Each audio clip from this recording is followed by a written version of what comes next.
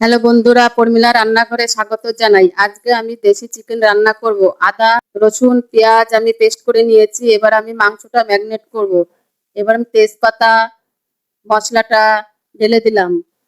ঢেলে দেওয়ার পর এবার আমি 1 চামচ হলুদ গুঁড়ো, 1.5 চামচ আমি নুন দিব। নুন দেওয়ার পর এবার আমি একটু তেল দেবো, সর্ষের তেল দিয়ে দেবো।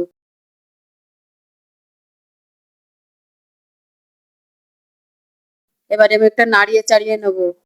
ভালোভাবে এটা হাতার সাহায্যে নেড়ে চেড়ে নিতে হবে। নেড়ে আমি 10 মিনিট এটা রেস্টে আমি রেখে দেবো। তেল গরম করতে দিয়েছি, তেল গরম হয়ে গেছে। এবার আমি জিরে, তেজপাতা ফোড়ন দেব। গোটা মশলা দিয়ে দিলাম। এবার আমি পেঁয়াজ দিয়ে দেবো।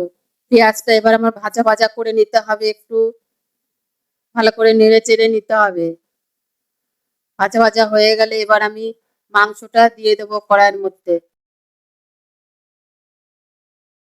পুরো মাংসটা আমি দিয়ে দিলাম।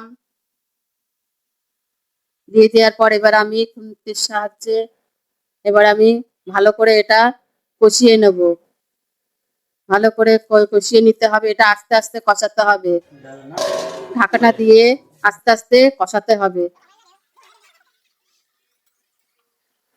দেশি মুরগি একটু শক্ত হয়, এই জন্য এটা আস্তে আস্তে ধিমে আছে এটা ঢাকনা দিয়ে দিয়ে বানাতে হবে। আলু দেওয়ার পর আবার আমি কষিয়ে নিলাম। আবার ঢাকনা দিয়ে দিলাম। ঢাকনা দিয়ে 5 মিনিট পর এসে আবার আমি ঢাকনা তুলে আবার একটু নেড়ে চেড়ে নেব। এবার আমি গরম জল দিয়ে দিলাম। পরিমাণ মতন গরম জল দিতে হবে, জলটা একটু বেশি দিতে হবে যাতে মাংসটা একটু সিদ্ধ হয়ে যায় ভালো। এবার নেড়ে চেড়ে নিতে হবে মাংসটা। ভালো করে নেড়ে চেড়ে এবার আমি ঢাকনা দিয়ে দিলাম। 10 মিনিট পর আমি আবার ফিরে আসলাম। এসে মাংসটা আবার একটু নেড়ে চেড়ে নিলাম। আপনারা কালারটা দেখতে পাচ্ছেন কত সুন্দর হয়েছে দেখতে। 5 মিনিট পর আমি আবার ফিরে আসলাম। যখন তেলটা ছেড়ে দেবে তখন গরম মশলা উপর দিয়ে ছড়িয়ে দেবেন। গরম মশলা দেওয়ার পর এবার আমার মাংস রেডি।